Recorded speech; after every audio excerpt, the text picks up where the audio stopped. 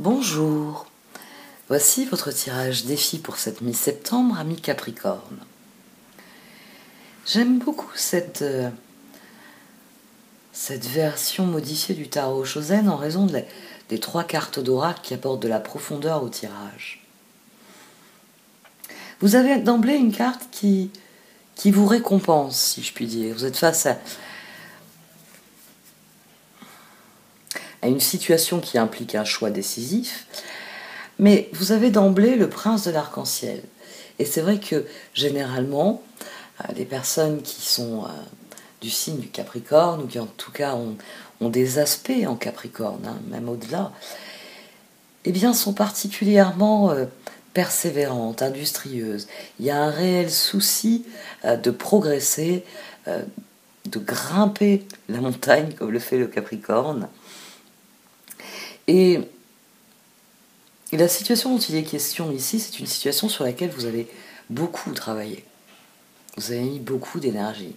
Et c'est légitime, c'est normal, parce que votre défi, ce sont vos objectifs à long terme. Le 3 de bâton, l'expérience de l'existence dans le tarot Chosen. Votre défi, c'est d'atteindre ces objectifs. Et d'emblée, eh bien, votre persévérance vous a amené à un croisement. Les sœurs des saisons, ici, l'action nécessaire au progrès,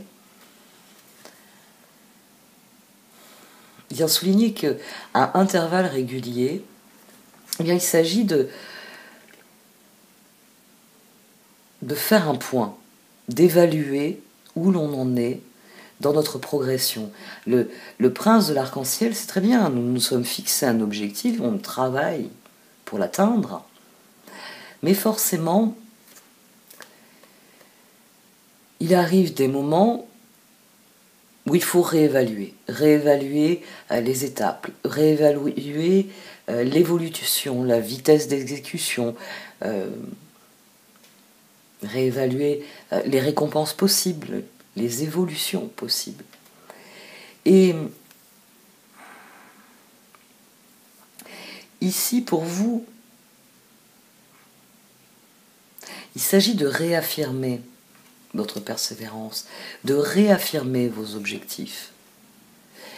Les sœurs des saisons vous parlent des cycles de croissance. Vient vous rappeler que l'univers est une spirale ascendante. Parce qu'il y a des cycles.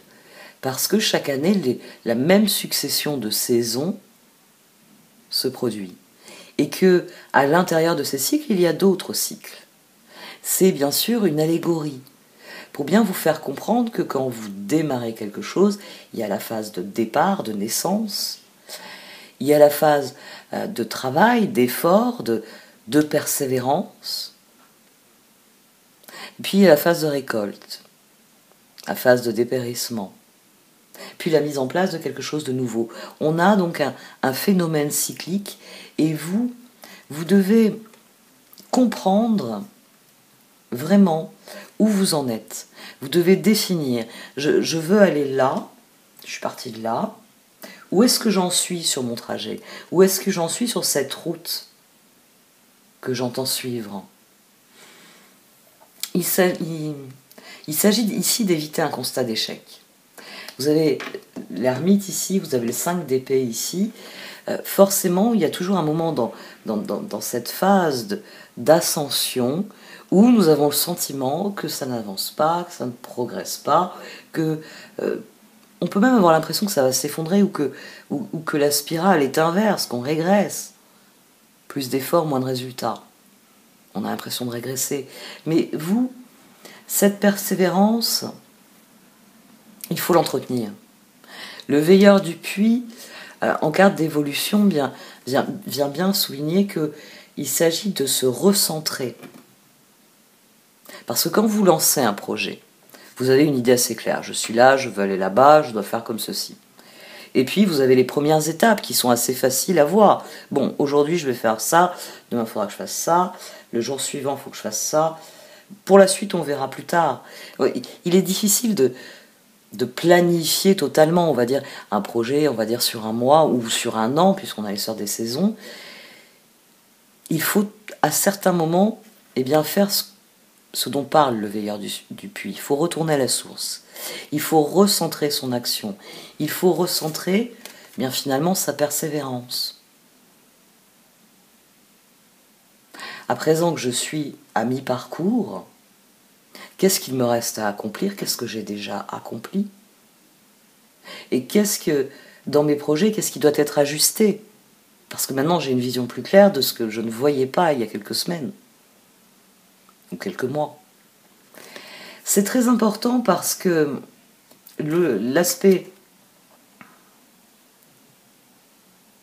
développé par les cartes du Light and Seer Tarot vient souligner plusieurs difficultés.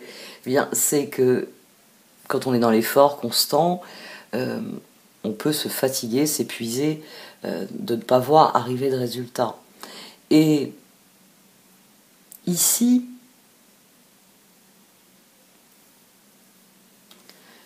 la longueur du processus ou les difficultés rencontrées sur le chemin peuvent vous faire perdre courage.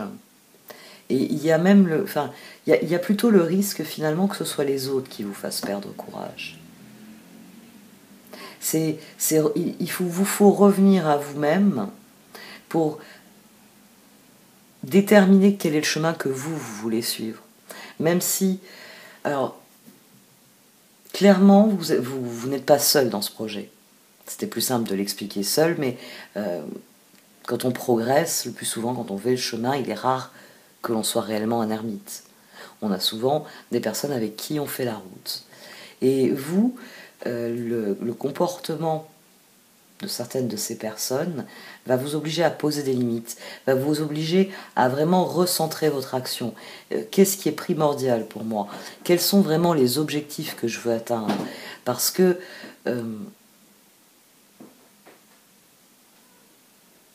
la question de la collaboration pour atteindre ces objectifs va être au premier plan dans cette situation.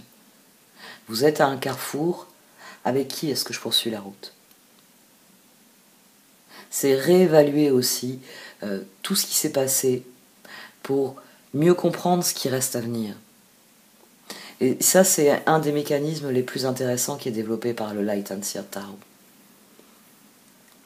Bon, je vais arrêter là pour cette partie du tirage.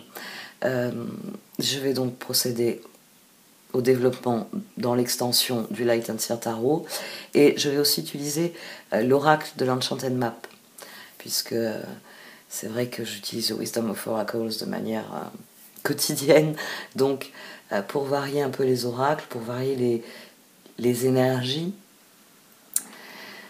j'utiliserai l'oracle de l'Enchanted Map. Je vous remercie par avance si vous décidez de soutenir mon travail de manière active en achetant l'extension. Vous la trouverez dans le menu déroulant, dans le menu titre. Merci de m'avoir écouté. Vous pouvez aussi liker, commenter ou partager cette vidéo. Au revoir.